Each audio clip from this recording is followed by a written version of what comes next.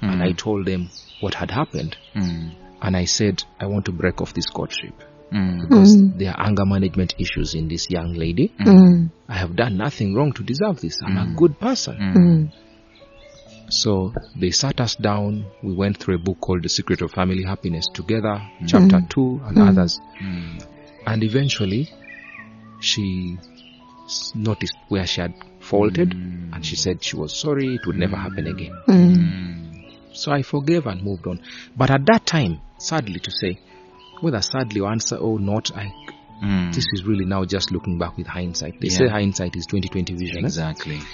3 of those elders privately spoke to me to break off the courtship. Privately. Now, it's none of their business to interfere. Of course. Religious leaders are not supposed to interfere unless they notice red flags. And these men noticed red flags. And they loved me dearly, and they wanted me to be successful. They wanted what was best for me. They said, she's a good girl, fine. She's spiritual, fine. But this matter can easily escalate in future. And then also one of the people who worked at their house had privately walked up to me and said, Joseph, you're a nice young boy. Please don't get married to this girl particularly because of what I've observed lately. Her anger management issues are not good. So these were all signs of mental illness, by the way. As way back as then, this is, I'm talking 2004. So you're looking back now and you're realizing, or maybe the way you've been interacting with the people in the mental health sector and so on. Yes. So now you're looking back and you can now I know easily for sure. see it was. Yes. Yeah. Now I know for sure. Remember, mental health is ill-researched. Yes, ill-funded. Actually, there's a lot of ignorance. It's ignorance and even what do they call it? Stigma. Skepticism, stigma. We don't see mental health. We see just mad like people. I can we see your see wound. true. We don't see mental health. We see mad people, and we think that when we look at them, we think that's what we think. We think they are affected, which is true, but we think we are okay, which is not true. Yes. Every one of us needs some sort of coaching or even medication or awareness, and information and knowledge and therapy to actually come back to to the sense that you can actually have mental issues. Did you have therapy yourself, Joseph? No, absolutely not. Remember, we're talking close to 17 years ago. 17, 18 years. You wouldn't even be talking about mental health those days. Yes. Did we even know what mental health was? Exactly. Even in the whole environment in the country, in this region, that word is not wasn't a buzzword then. No. Yeah.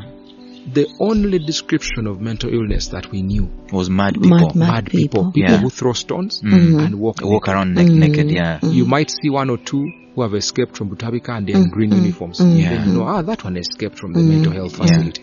That is it. Yeah.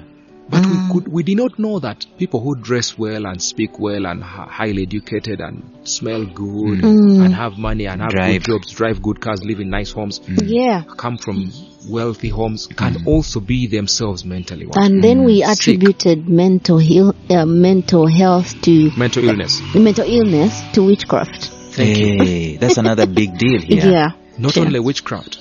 For the uninitiated or those who are not practicing Christians, they call it witchcraft. But even the congregations and Christian churches, they call it demons. Demons, yes. Even pastors can say, let's pray for you to expel these demons. Let's cast out demons. Deliverance. They can even beat them badly, by the way. A deep psychological issue. Yet, in fact, it's an illness. Yeah.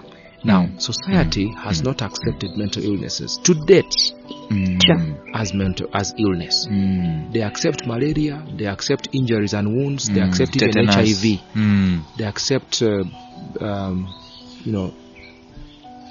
diabetes and high blood pressure as diseases, and they rally to support. When you have a heart disease, people will harambe, collect money to take you to India, to the US, to South Africa, to Aga Khan in Nairobi to an operation. But they will never rally to help you when you have a mental illness. On the contrary, you can even get fired from your job. By the way, people do get fired from their jobs because of this. you get discriminated against. Yeah. So the stigma in society is so strong. This is why, after her passing, this happened subconsciously. I did not deliberately decide to do this campaign about her condition. No, it was forced upon me by circumstances, and I realized that at that point, keeping quiet will damage more people. True. I'd rather speak about it, and also the circumstances of her death, suicidal, is number one, laced with heavy stigma. Number two, can also harm and hurt the children and me psychologically if it's not addressed. And number three, I'm aware that there are very many people, having worked in HR and developed employee assistance programs and workplace wellness programs that include not just physical health but mental health. And having worked closely with psychiatrists, psychologists, therapists, counselors, and all kinds of doctors to support employees in workplaces to develop workplace assistance programs over the years, having supported my clients during and post-COVID who are struggling with mental breakdowns of several kinds, substance abuse and addictions, I felt strongly the need to come out. Dispel the myths, set the record straight, avoid, of course you can't avoid people talking, they will talk, of course. You have no control over that, but what you allow to enter your mind is what controls you. True. When you think about the illustration of a boat, it's not the water around the boat that sinks it, the water inside the boat that sinks it. So I was not going to allow any negative talk to affect me inside of my mind or my children. And it's a constant mechanism and a tool that we use. Positive psychology. Absolutely. All through. You can't let your guard down as far as positive psychology is concerned. So I protect my mind. I guard it jealously.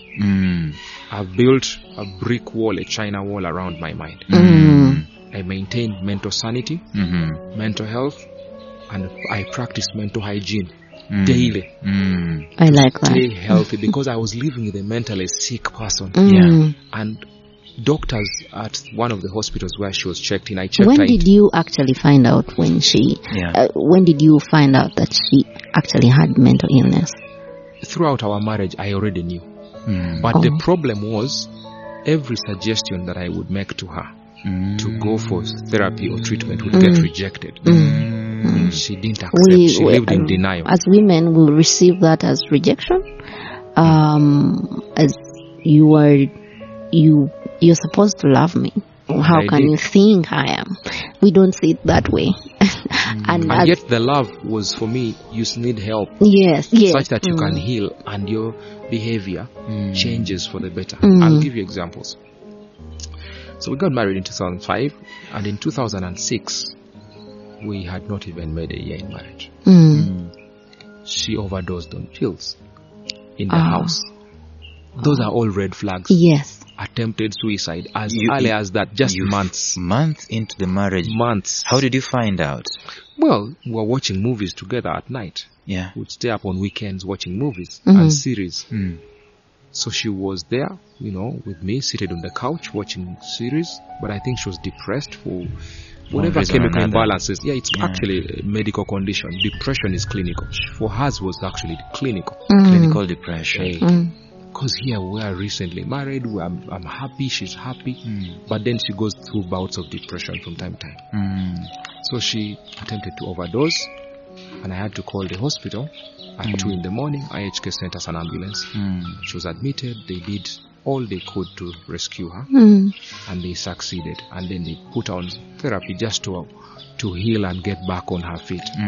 She did, but the violent episodes would not stop. So if we had a slight disagreement, you, Mr. and Mrs. Namale, so let's say you don't agree on the position of, let's say, the TV on the wall. Yes. She would just get plates from the kitchen and smash them. China. Yes. The porcelain, the plates, the glasses and the cups. And we got married in 2005. This is 17 years ago. So people gave us lots of plates as gifts. As gifts, yes. And glasses and cups. And no matter how many sets of cups and plates we had, she would smash every one of them on the wall in those fits of rage. How would you handle that, Joseph? you would be spooked, completely freaked out. You'd be in so much anguish and pain, and you would both be shedding tears, by the way. Oh. Yes. In the morning, she would be so regretful.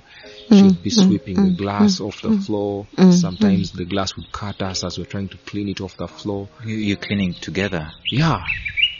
And she would be saying, I'm so sorry, it will never happen again. But 3 months later, it would happen again. At some point in time, you realize that she doesn't do it intentionally, right? Initially, I thought it was intentional because I was ignorant about mental illness. Yeah. But as the years progressed, it became apparent to me that she was doing it not on purpose, but she was under some kind of influence beyond the physical. It was mental. And another very bad episode was a night when she had 2 nights, but on different occasions. 2 separate nights on different occasions, she actually picked a kitchen knife and attempted to stab me. Oh. Yeah. She raced me down the corridor. I had to run for my dear life, locked myself in the bedroom and called my dad the first time. On another occasion, I called my brother. Yeah, so because I was neighbors with them, at some point I lived near my brother and his wife. At another point I lived near my dad, and so I called my brother on another night. On another night I called, and my brother came with his wife. On another night my dad also came. So you can imagine 2 in the morning. Now I would only open the door when there's a big bang on the outside door where my father's arrived or my brother's arrived to settle the matter. And would stay up all morning.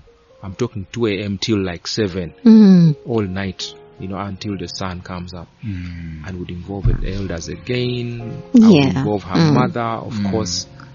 And the cycle would repeat itself again and again and again and again. And the episodes got worse and worse and worse. This all started before we had children and continued all through our time with the children. The idea of till death do us part, you've lived it, you've been faithful to it. My point is that even when you saw these dangers, you stuck. You stuck. You stayed in the marriage. What made you stay there? Bipolar disorder is not consistently bad. Remember, another name for bipolar is manic depression. When they're in the mania phase, they are good. They are happy, they are productive, they are loving, they dress well, they speak well, they are normal. But even beyond that, they are beyond normal again.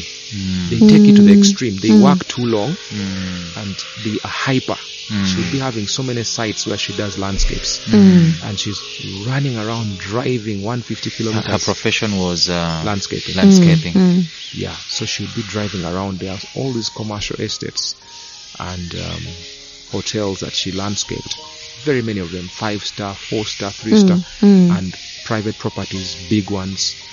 So she was schools, hospitals, restaurants. She was really big on landscaping, very well known too. She ran 2 successful companies which she founded. Very successful entrepreneur despite her mental illness. She dressed good, she smelled good, she looked good, she spoke well. So it was impossible. You were basically proud of her. Of course. Yeah. It was impossible. Plus, she was the mother of my 3 sons. Of course. Yeah. So for me, my vows meant something. The till death do us part. Of course, I was not theorizing or imagining when it would happen, but it was a reality for us. Divorce was not an option. Even though it would pain me bitterly to have to go through all those tantrums of hers and the violent episodes. It will demand of you to be more than Joseph. Because when you're getting into this marriage, you are not at any one point in time thinking it will be like this. I think so it will require you to give more into the marriage. Having also the knowledge, the fact that you are not ignorant, somehow you studied her, you knew what happens when she's not like that and when she's like that, and you knew that these are episodes. So you gave her what we call grace. You gave her grace, and grace comes with love, of course. And forgiveness. So for me, I